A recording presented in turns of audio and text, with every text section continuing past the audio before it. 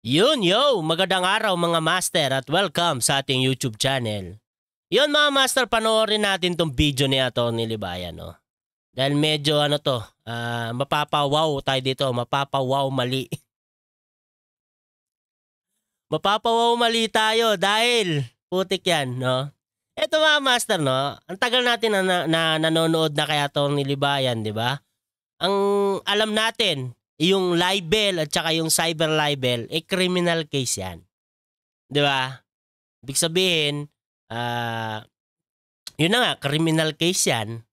Hindi yan civil case. Pero ito, no? Meron kasing video, no, na meron kasing interview itong si Kato Nying dito sa chairman ng COMELEC, no, na itong si Jorge Garcia, no. Ito palang video ni Atty. Libayan, ang title ay COMELEC Chairman Jorge Garcia decriminalize ang libel. No, ito kasi si Kato Nying, meron siyang interview dito sa chairman ng COMELEC at dito may mga tinanong dito si Kato Nying about sa libel. Okay? At yun, sumagot yung chairman, no, spoiler sa head. Sumagot yung chairman, decriminalize daw ang libel. Kaya putik yan. Bakit gano'n? Di ba, tayo, ang tagal na natin na alam na ang libel tsaka cyber libel is yan, di ba? Tawag nito is a criminal case, di ba? Pero ayon sa COMELEC ng chairman ng COMELEC, decriminalize daw ang libel. Iyon pala. Kaya pala ito natin tinapik, no? Kasi ito ay patungkol din kay Raffy Tulfo. Sa mga hindi nakakaalam dyan ng mga Tulfonatics, itong idol nyo na si Idol Raffy Tulfo, no? Idol ng mga Tulfonatics, convicted yan sa kasong libel. Okay? At pasok yan sa involving moral turpitude. Kaya talagang mapapaisip ka nga, di ba? Kasi sa pagkakaalam natin, yung libel, criminal case yan, pero nakatakbo pa rin si Raffy Tulfo bilang senador kahit siya ay convicted sa libel. Pero yun na nga, merong sinabi itong chairman ng COMELEC, decriminalize daw ang libel. Yun mga master, medyo mahaba-haba na yung intro natin, no? Panoorin na lang natin si Atty. Libayan dahil pati siya tumayo ang balahibo dito sa mga narinig niya. Kahit ako, yung pinanood ko to, putik yan, parang mapapaisip ka talaga.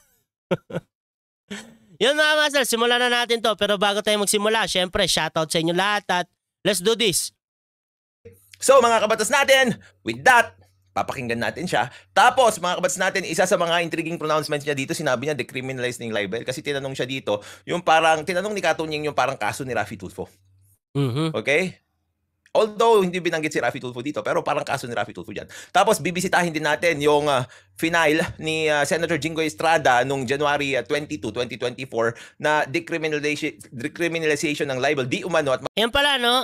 Spoiler sa head, hindi na natalakay dito ni Atty. Libayan yung patungkol doon sa gustong ipasa, no? Naipasa na yun, di ba? Ay, hindi pala, ipapasa. Ipapasa, no? Ni Jingoy Estrada patungkol sa libel, no, sa pagdidecriminalize ng libel. Magko-comment ako. Hindi niya na natalakay kasi humaba na yung kasi maraming talaga dito. Mapanindig balahibo.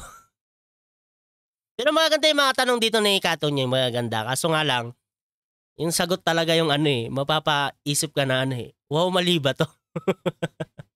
Mga kabatas natin, and I also make suggestions on how to actually pass this bill. Okay? Okay, dito na tayo sa juicy part agad, mga kabatas natin. Yan po, pinaboboto Juicy part agad. po natin sila kahit sila ay nasa mga pulungan. Opo, paano po yung may final conviction na, meaning may final decision na ng Korte Suprema, ang kaso libel? Hindi ba hindi ba nagdi-disqualify sa isang tao na magpa-exercise ng kanyang political rights? Okay. So, ito mga kabatas natin, Raffy Tulfo, no? Political right, of course, political rights. Sa mga hindi nakakaalam dyan ng mga Tulfonatics, yung idol nyo, convicted yan. Convicted criminal. Sa kasong libel. Include the right to elect and be elected. in office. Okay? So klarong-klaro yung tanong dito mga kabatas natin ni Katunying, final conviction ng libel. Ibig sabihin, parang yung kaso ni Raffy Tulfo at saka si Michael Guy. Okay? Let's go. Anong sagot? Anong sagot? Alam niyo kasi, Katunying, ang libel po kasi ay na-decriminalize ng ating kagalang. Okay. I have to disagree with that. I'm sorry, Comelec Chairman. Na-decriminalize daw ng ating kagalang-galang na Supreme Court. Siguro I have to dissent on this one. The Supreme Court doesn't have the capacity to decriminalize something because they are only allowed to interpret the law, not change it. Okay? They cannot amend, they cannot repeal it. Okay? They can only interpret it according to the spirit when it was made. Sa mga kabatas dyan, no, alam na natin yan, di ba? Tinuro na sa atin yan ni Atty. Libayan patungkol sa mga ganyan, di ba? Okay? Yung iba kasi sinasabi nila somehow inaamendahan ng Supreme Court yung kanilang mga batas. I don't want to term it amend. They are interpreting it according to the true intent or the spirit of the law. Although there are many instances kung saan yung Supreme Court, mga kabatas natin, hindi nila napupunto agad kung ano yung intention ng mga mambabatas natin sa mga batas na ini-interpret nila. That's why sometimes, mga kabatas natin, they abandon or overturn cases like the Tolentino case, mga kabatas natin. Naalala nyo yung kaso ni Kausing, ni Attorney Kausing, mga kabatas natin. Dineclare nila sa Tolentino case na 15 years yung prescription ng cyber libel. Then eventually, sinabi nila, we are abandoning or overturning the Tolentino case and we are declaring now na 1 year lang yung prescriptive period ng cyber libel because there is no new crime. Ngayon, nagkaroon ba ng amendment doon? Hindi naman. No, there was no amendment actually. They just abandoned the interpretation that is previously not the true intent of the law. Kaya pag makikita nyo, mahaba yung discussion eh. Diniscuss nila na ito dapat. Hindi yan. In other words, they are just correcting themselves. After all, di ba, we have to adapt to the changes. Okay? So dito, sinabi niya, dinicriminalize. I don't agree. Ako din. Kasi 'di ba, kahit sino naman yung panoorin natin ng mga abogado, marami na rin akong pinanood ng mga abogado patungkol diyan sa libel, sa cyber libel. Ang sinasabi talaga, criminal case ang libel at saka cyber libel. 'Di ba? Pero bakit gano'n? Yung Comelec chairman, decriminalize daw ang libel, sabi. Talaga mapapawaw mali ka, no? Pero, 'di ba? Yun na nga, pag mali tayo, correct tayo, di ba? Ganun lang naman yun. Correct me if I'm wrong, di ba? Correct, no? Ganun naman tayo dito, di ba? Kahit si Atty. Libayan, di ba? Kung mali, di ba? Pwede naman magano, di ba? Hindi namin alam, Kaya nga, nagpapaturo kami. Di ba? Kung mali kami. Pero, sa pagkakaalam talaga namin, no? Ang libel talaga ay criminal case. Diba? Criminal case yan. Kahit sinong abogado ang panoorin nyo sa YouTube, di ba? Ako, ilang beses na ako nanood about dyan. Pinapakinggan ko talagang mabuti. Talagang criminal case ang libel. Pero dito nga sa chairman ng Comelec, decriminalize ang libel. Di ba? Ayon daw sa Supreme Court. Di ba? Hindi ko talaga, never ko narinig yan. Ngayon lang. Ngayon ko lang narinig, di ba? Ngayon ko lang narinig. I don't agree. Alam niyo kasi, Katunying, ang libel po kasi ay na-decriminalize ng ating kagalang-galang na Supreme Court. Ibig sabihin, ito na isang kasong krimen kung hindi meron lang kagalang-galang na Supreme Court. Ibig sabihin, ito na isang kasong krimen kung hindi meron. Ibig sabihin, hindi na ito isang kasong krimen, kundi lamang parang civil liability. Parang civil liability lang, sabi niya. So I have a fresh new set of cyber libel cases. It was filed December lang this year, mga kabatas natin. If it was decriminalized, then we shouldn't have gone through the prosecutor's office. Tama. Dapat pag hindi criminal in nature ang isang kaso, diretso kayo sa korte at hindi dadaan sa prosecutor's office. Yun pa, di ba? May kaso kaming cyber libel kay Raffy Tulfo. Yung cyber libel tsaka libel, parehas lang naman yan. Di ba? Hindi naman bago yung cyber libel na yan na kaso, di ba? Pero yun na nga, kung civil case lang ang cyber libel, dapat hindi na kami dumaan ng prosecutor. Diretso na kagad sa korte. Kasi nga, civil case lang siya. Di ba? Kaya nga, bago yan. Bago sa pandinig. Bago sa pandinig natin yan, di ba? Mga kabatas. Putik yan. Decriminalize ang libel. Bakit? Napapatanong ka talaga, bakit? Paano nangyari yun? Di ba? So doon pa lang, based on my personal experience, and of course as a lawyer, I don't agree with Attorney George Garcia, COMELEC chairman, in his hindi pala George pala, no? Mali ako ng basa. Sorry. George pala. Announcement that it was decriminalized. Ano ba yung tama doon? In my opinion ha, syempre, mga kabatas natin, nag-aaral tayo dito. Marami na naman magsasabi, itong si Attorney Libayan, nagmamagaling na naman. We are studying here. Okay, kung hindi mo pa nasubukan na pumunta sa isang lugar kung saan yung mga tao ay nag-aaral, then masyasyak ka talaga kung bakit yung mga tao kahit abogado nagkakaroon ng iba't ibang opinion. Tama. Okay? Tingnan nyo. Ito na isang kasong krimen kung hindi meron lamang parang civil liability. So, parang civil liability. Actually, mga kabatas natin, pinaliwanag rin yan doon sa kaso ni Raffy Tulfo nung na-convict siya sa libel. Kasi nga, fine lang yung pinataw sa kanya doon. Sinabi, yung fine o yung pagbayad niya lang ng pera ay hindi civil in nature, kundi criminal. So, it is still considered a crime. Tapos, may fine na criminal in nature. Ngayon, mga kabatas natin, dahil Bali, talagang hindi nga talaga siya pinakulong. Pinag-fine lang. Diba? Ito kasi rin yung mga sinasabi ng mga Tulfonatics eh. Na hindi naman nakulong si Raffy Tulfo eh. Pero kami, gusto nyo makulong. Diba? Kami, gusto nyo makulong. Mga Tulfonatics. Diba? Kami, gusto nyo makulong. Pero si Raffy Tulfo nga eh, hindi naman nakulong yan, pinag-fine lang eh. Pero, criminal case pa rin yun. Di ba? Crimen pa rin yung nature. Kahit fine. Yung pinataw sa kanya. convicted pa rin si Raffy Tulfo, it means he is still convicted by a crime involving moral turpitude. Oh, yun na nga eh. Di ba? Kaya talaga mapapaisip ko, bakit? Jacket. COMELEC chairman, bakit? Tanong lang, bakit? Kasi decriminalize ang libel.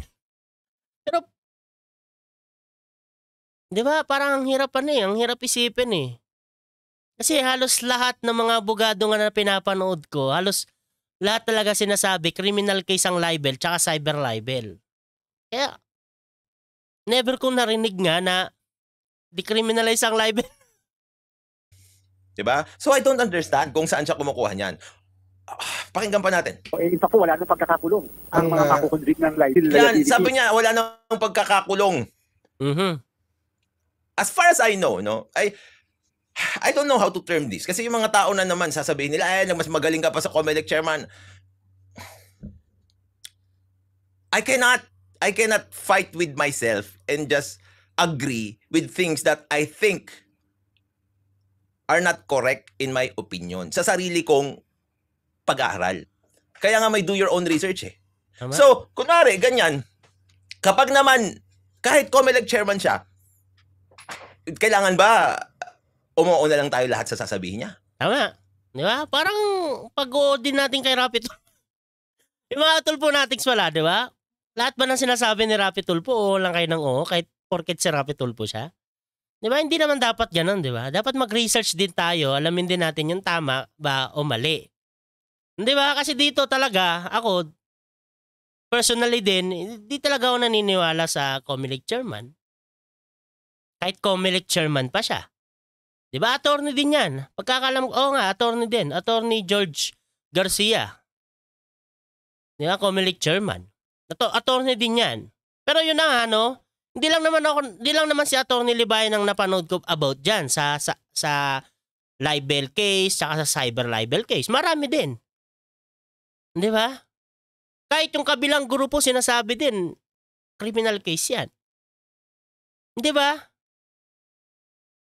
Kaya ako, disagree din talaga ako sa sinasabi ng COMELEC chairman. Pero sigurado ko, yung mga tulpo natin, sasang-ayon dyan. Di ba? Sasang-ayon. Sasang-ayon sila. Sasang-ayon sila sa chairman ng COMELEC. Di ba? O ito, tingnan nyo. Ito na isang kasong krimen kung hindi meron lamang parang civil liability. So, in fact, wala nang pagkakakulong ang mga makukonvict na. Meron pa rin eh. Ganito rin kasi yung, well, there was another wrong interpretation in relation to this. Pinaliwanag ko na rin ito. Nagkaroon ngayong pronouncement yung Supreme Court noon na nagkaroon ng preference of application of penalties. Nangyari rin yan mga kabatas natin noon sa BP22. Kasi nga, noon mga kabatas natin, ang daming nakakasuhan ng BP22, ginagawa ng mga tao, no, na collection agency, yung mga korte. At saka syempre, marami kasing natatalbogan ng cheque na hindi naman nila sinasadyang tumalbog yung cheque nila kasi nalugi sila ng negosyo, ay nagkaroon sila ng problema sa kanilang finances. In other words, hindi deliberately na gusto nilang tumalbog yung cheque nila. Sinabi ng Supreme Court ngayon, okay, ang gagawin natin, no, sabi ni Gayo, hindi nabanggit ni Attorney Tikman na decriminalize na pala ang libel. Well, sinasabi niya decriminalize eh. Tama, di ba? Alam ko nga talaga, parang, di ba, gumawa na rin ng content yung kabila about dito sa cyber libel, di ba? Na hindi naman decriminalize ang libel, wala naman silang binanggit na gano'n. Ang nangyari, ito no, ang nangyari, sinabi ng Supreme Court, ito ang gawin natin. Kasi, after all, in the judiciary, what we are actually trying to aim for is justice. No? In relation to BP22 cases, ito ang magiging preference of penalties. Sabi niya, as much as possible, huwag kayong magbigay ng penalty imprisonment, sabi niya. Ang gawin nyo, unang-una na i-consider nyo. And we prefer that you only give fine as a penalty. But it is still criminal in nature because it is fine. Ipapaliwanag ko sa inyo kung paano hindi magiging kriminal na ito mamaya pag tinalakay natin yung bill ni Senator Jingo Estrada. Ganto rin yung ginawa. Ayun, no? Hindi na matatalakay ni Attorney Libayan sa video na to. Baka sa susunod, no? Yung about doon. Pero dito sa video na to, hindi niya na matatalakay dahil kapos na sa oras. Ng Supreme Court ngayon, in my opinion, okay, sa libel, hindi niya dinicriminalize. Okay? Nagbigay din siya ng preference of penalties. Sabi rin ng Supreme Court, pag libel, kasi nga ang daming nag-aabuso dyan. Yung slap suits nga, di ba? So sabi ng ng Supreme Court, para mas maprotektahan yung freedom of speech at hindi maabuso yung pagfa-file ng kaso sa mga tao na bumabatikos sa sino mang personalidad, may preference of penalties na rin tayo. Ang preference of penalties niya, number 1, dapat i-prioritize nyo na ibigay lang yung penalty na fine. Okay? Fine lang. Kasi unang convict ni Rapi Tulfo, kaya ayun, fine ang binigay, di ba? Hindi na siya kinulong, pinag-fine lang. Walang kulong. Susunod, pwedeng may kulong. Pero we recommend, sabi ng Supreme Court, na fine yung ibigay nyo. Did it decriminalize libel? It did not.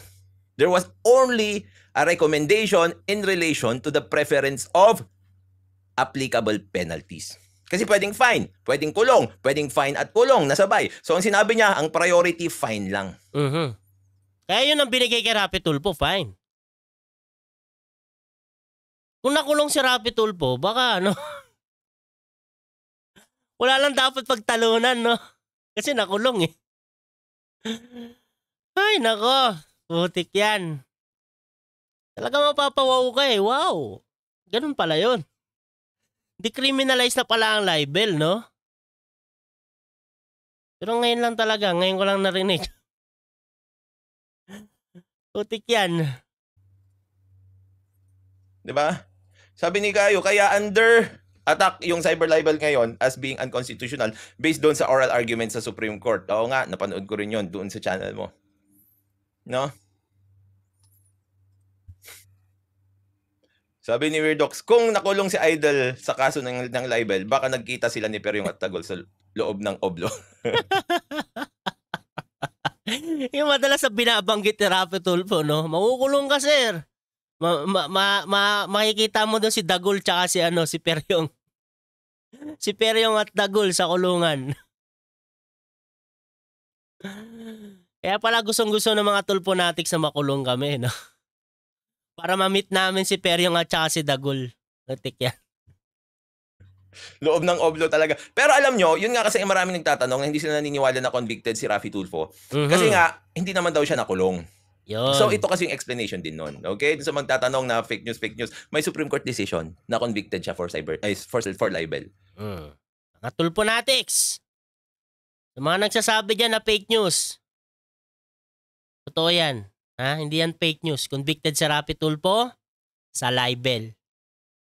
Pero ayon sa COMELEC chairman, decriminalize ang libel. Yun lang. Kaya parang mapapaisip ka talaga. Criminal case. Never kong narinig sa isang abogado. No, sa pinapanood ko mga abogado na ang libel is decriminalized na.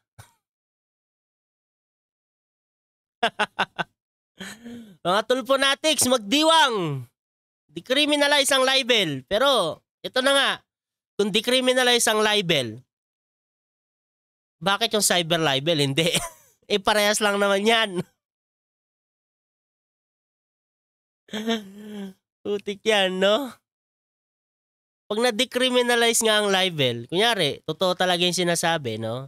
Hindi naman namin sinasabi na totoo yung sinasabi namin. Hindi naman namin din sinasabi na hindi totoo yung sinasabi ni COMELEC chairman, no? Pero, yun na nga kung mali kami, di teach me senpai, di ba? At least natuto. Tuto tayo about dyan. Pero yun na nga, kung decriminalize ang libel, syempre, sama na dyan yung cyber libel kasi magkakasama lang naman yan, di ba? Kung ganun, edi magpa-fine lang kami. Civil case lang yung amin. Mga tulponatics. Ano ba? Saan ba kayo? Saan ba kayo mas matutuwa? Decriminalize ang libel o criminal case ang libel? Kasi, lagi nyo sinasabi, makukulong na kami. Di ba? Yan yung panakot nyo makukulong na kami. Paano kung decriminalize na nga yung libel? Hindi kami makukulong. Di ba? Anong gusto nyo? Decriminalize or criminal case ang libel? Okay? Sabi ni Brix Bala, mali yata yung choice of words ni chairman. Hindi Kasi tama. kung choice of words lang, ibig sabihin, mali yung nasabi niya, pero tama yung explanation niya. Tama? Pero dito, yung explanation niya, hindi rin ako agree. Recall, wag kang ganyan. Nope, Recall. You are on a tightrope if you say that. Tingnan nyo. Supreme Court. Ibig sabihin, Ito yung sinasabi nila na wrong choice of words. Well, I don't think so. kasi ay na-decriminalize ng na-decriminalize. So ano yung choice of word na mali? If we will consider the wrong choice of words, yung na-decriminalize, di ba? ating kagalang-galang na Supreme Court. Ibig sabihin, hindi ito na isang kasong krimen kung hindi meron lamang Hindi na ito isang kasong krimen, sabi niya. civil liability. Tapos civil liability. So, I don't think so. I don't think it's a wrong choice of words. Sabi niya, consistent yung explanation dun sa choice of words. Tama, di ba? Ano yung mga words na ginamit niya? Na-decriminalize. Hindi na criminal in nature. Hindi na criminal. Tapos pangatlo, civil liability na lang. So, in fact, wala nang pagkakakulong ang mga makukonvict ng libel. Yun. Hindi. It's only preference of penalties. Although, syempre, most likely, hindi na nga mag-i-impose ng kulong na penalty itong mga judges natin kasi nga yun ang mandato ng Supreme Court Although hindi na sila mag-i-impose ng penalty kulong, mga kabatas natin, ang magiging issue talaga dyan, meron pa rin. Unless you amend the law. Unless you change the law. Therefore, sa ating palagay, wala po yung mismong disqualification na yan. Opo. Yan, no? So, sa kanyang palagay, wala daw yung disqualification na yon. So, yung chairman ng COMELEC na nagsabi na ganito, Therefore, sa ating palagay, wala po yung mismong disqualification na yan. Opo. Walang disqualification. Sa tingin nyo? Alam ko, mga tulpo natin, sasangayon dito ay COMELEC Chairman George Garcia. Di ba? Pero kasi ako Di ba tayo, malabo tayong sumangayon No? Hindi naman natin sinasabi na hindi, dapat yan. Di ba? Kasi nga, pinag-uusapan lang naman dito yung issue patungkol dyan. Hindi naman yung tao. Di ba? Yun na nga, kung i-decriminalize ang libel, edi, okay. Hindi na kriminal si Rapi Tulfo. Di ba? Hindi siya kriminal. Hindi siya convicted criminal. Di ba? Ang lang doon, mga Tulfonatics, pag decriminalize nga ang libel, di civil case lang ang kaso namin, hindi criminal case. Kaya wag nyo kami tatakutin na makukulong kami. Di ba? Kasi kung sasangayon kayo dyan, kay, Chairman George Garcia, magiging contradict yun, di ba? Kung sasabihan nyo kami na makukulong na kami. Di ba? Kasi nga, hindi na siya criminal case. Mukhang yung mga Tulfonatics ang mahihirapan dito. Mag-isip, kung saan sila pipili. Decriminalize o criminal? Criminal case. Kasi, laglag. Utik yan, mapapawamali ka talaga. Di ba?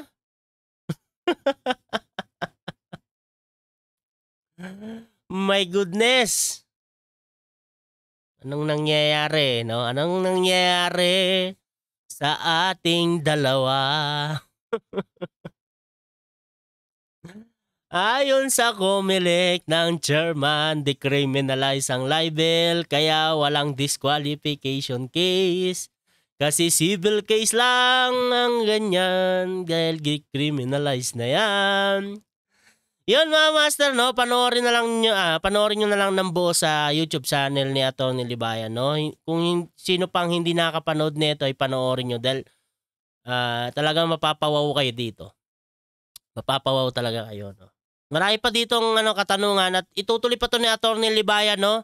Tapos meron pa yung kay Jinggoy Estrada, no? Yung ipapasa, no? Na decriminalization nga ng Gustong amyendahan niyang batas na yan, no? Yung libel. I-decriminalize yung libel. Ito lang, no? Matutuwa ba kayo mga Tulfonatics? Pag na-decriminalize ang libel. Kasi, ewan ko, sa inyo, kayo, di ba? Kami, nag-ano lang naman kami. Basta sa amin, kung anong meron, di ba? Kung ano yung merong batas ngayon, yun ang gamitin natin, di ba? Yun yung natin. Kasi yun naman talaga yung batas, di ba? Pero pag yan na nga, na-amyendahan niyang, talagang totoo na decriminalize na ang libel, cyber libel, yun ang natin, di ba? Wag nyo na kayo manakot. Kasi hindi naman kami natatakot. Putik yan. Yun mga master, no? Hanggang dito na lang yung video natin at maraming salamat sa nanood ng ating video at maraming salamat kay Atty. Libayan sa pagpapahiram ng kanyang video. No, at yun pala, no, sa mga gustong mag-aral ng batas diyan at gustong matuto, no. Kahit Tulfonatics ka, kung gusto mo lang matuto, manood ka kay Atty. Libayan. Masakit talaga ang katotohanan. Ganun lang 'yun. Kung makakarinig kayo ng masasakit, ganyan talaga ang katotohanan. Masakit. Ganyan talaga sa umpisa, no. Kasi ako, Tulfonatics din ako dati at nanood lang ako kay Atty. Libayan, di ba? Natanggap ko naman yung mga pagkakamali ko. Ganun talaga. Di ba? Kailangan mo masaktan para matuto ka. Yun. Shoutout pala kay Atty. Libayan. Yun mga master, hanggang dito na lang yung video natin at maraming salamat sa nanood ng ating video. Panoorin nyo na lang ng buo sa YouTube channel ni Atty. Libayan, no? Hanggang dito na lang tayo mga master.